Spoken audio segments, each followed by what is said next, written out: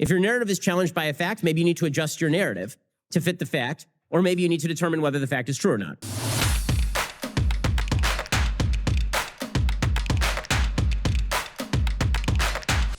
Because many of the folks on the left are not interested in fact, they're interested in their feelings about the world, and any fact that is brought to bear is considered taboo.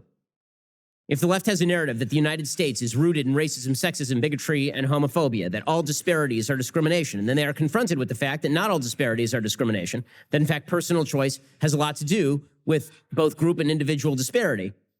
If they're confronted with any statistics along those lines, their immediate jump is to, you're a racist. Why? Because the narrative has been challenged. Don't be that. If your narrative is challenged by a fact, maybe you need to adjust your narrative to fit the fact, or maybe you need to determine whether the fact is true or not.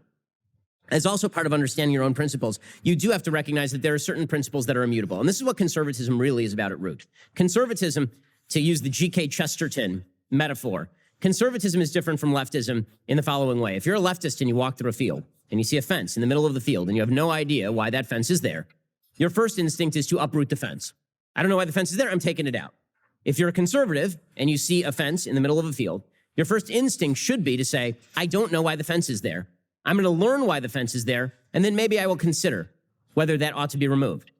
And that means looking at the lessons of history and recognizing that they have something to teach us. This has something to do with the conservative mindset, having a level of gratitude for those who came before, trying to understand the ideas of people who came before you, and determining maybe why those ideas have been durable, what was good about those ideas, what needs to be maintained about those ideas. When folks wonder why the conservative movement has such reverence for the founding, it's because the results of the founding are the greatest upswell in human freedom and prosperity in the history of humanity. And that is also true because the founding embodied certain immutable and eternally true principles, principles we've not always lived up to, but principles that were true when they were written. And this is Lincoln's point about the Declaration of Independence. When Thomas Jefferson wrote, all men are created equal and have inalienable rights, when Jefferson wrote that, he was holding slaves at the time.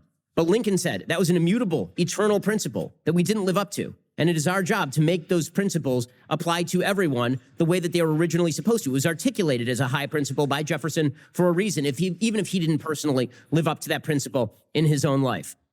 Those principles matter. And the conservative principles, the ones that really matter, are limited government created solely to protect rights that come from nature and nature's God. That is conservatism in a nutshell.